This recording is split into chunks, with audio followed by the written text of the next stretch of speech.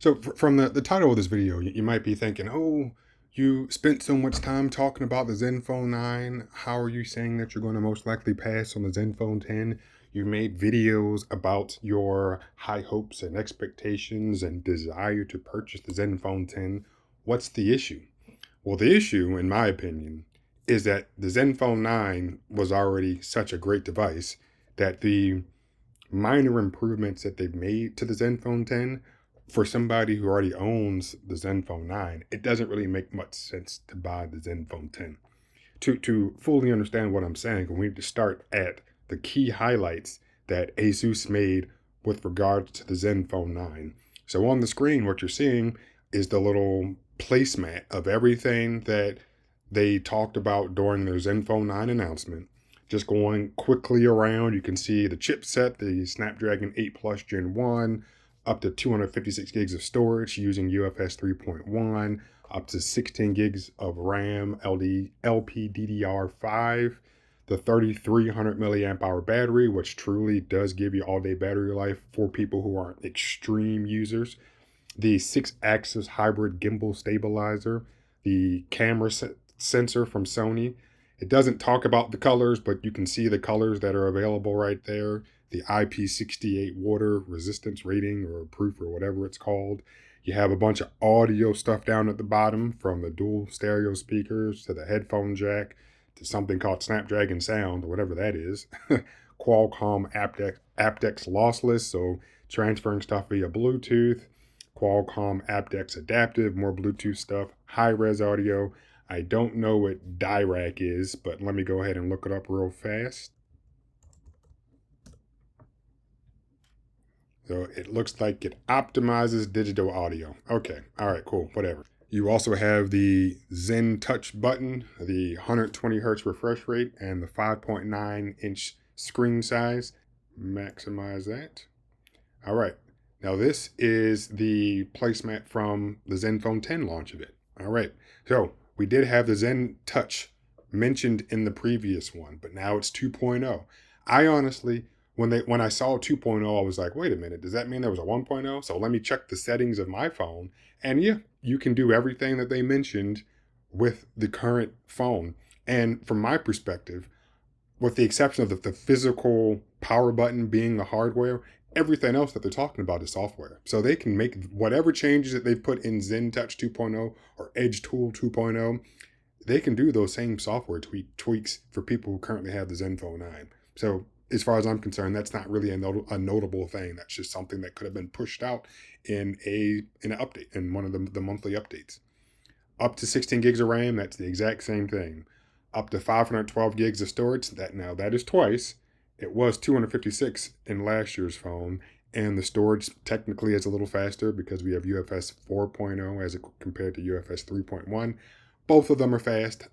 I'm not going to say that 4.0 wouldn't allow the user to see some benefit. I'm sure that you will see some benefit, but as far as I'm concerned, 3.1 is more than enough for what I need. Going from the Snapdragon 8 Plus Gen 1 to the 8 Gen 2, yeah, you might see some improved performance along with maybe some efficiency. So you potentially see an extended battery life. Mentioning the 5.9 screen size again, so definitely another repeat. They say new colors, but really the only new color is the green. The red and the blue existed last year, but they're slightly tweaked.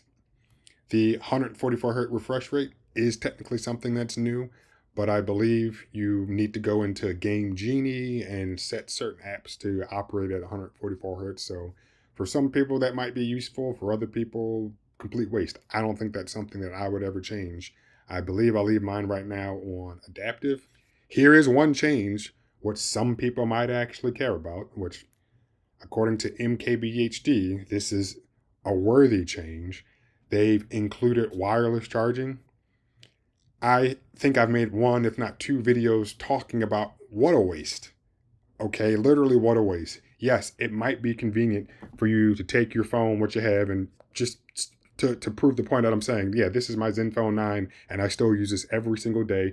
Both of my SIM cards are in this phone. I've been using this phone as my primary device since September. So yeah, I know what I'm talking about in terms of my user experience. This wasn't, oh, I had my sim in it for 2 weeks and I'm now talking about the user experience after a 2 week experience. No, I've had it in here since September. So I love this phone. But yeah, as I was saying about wireless charging, yeah, I guess it is convenient to be able to take it and just plop it on some type of wireless charger and have it start charging. Great. Okay. I mean, I can't refute to say that there's anything inherently wrong with that. I will say that personally, and it's hard for you to see, but I do have a magnet right here. So that way, when I put it in my car, I can just mount it right there. I don't know if that magnet will affect the wireless coils that I'm sure would be in that general area. The rest of the stuff along the bottom is talking about cameras. And I've said it before and I'll say it again.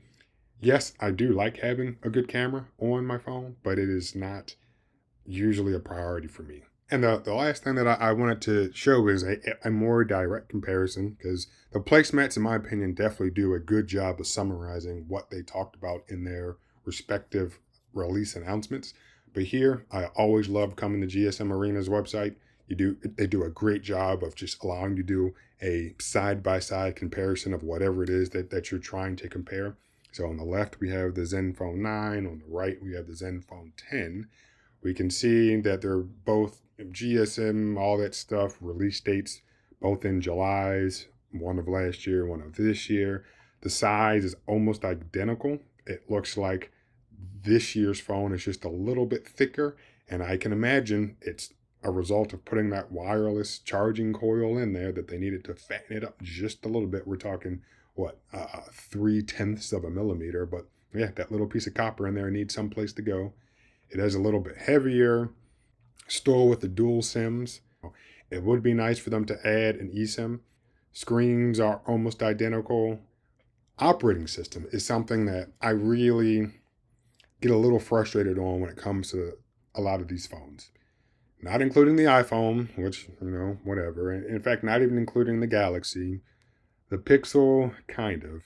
But a lot of these other device manufacturers, their number one priority is to, yes, hopefully sell you a good product, but to sell you those products as frequently as possible. Asus has promised 2 operating system upgrades. When it comes to the price of these devices, one, it should definitely be a little bit longer than 2 years. I think the bottom line is, for the price that we're paying for these devices, for people who choose to keep these phones for longer than 2 years, they should be able to continue to receive these operating system upgrades for, I'd say, 3 to 4 years. This one thing definitely caught my attention, which I just thought was interesting, which hopefully, yeah, you can see down here. 5-watt reverse wired charging. I have never intentionally done this. I think I have connected 2 devices through a USB-C cable, or USB-C to USB-C, for, I think, data transfer purposes. And then, yes, I think one device does actually end up charging the other, but it's not anything that I think most people care about. So I guess it's good, one, that the phone can do it, and two, that Asus decides, or whoever decides to actually put this on the site to make it a notable spec. One of my biggest complaints about the phone last year was the fact that it operated, the USB-C port operated at USB 2.0 speeds. Looks like it's the same thing for this year. And as a result of the port being so slow, I just no longer use the port for data transfer purposes. Looks like it starts at 799 pounds, I believe. Please forgive me if that's the wrong currency. But 799 right there for 8 gigs of RAM and 128 gigs of storage.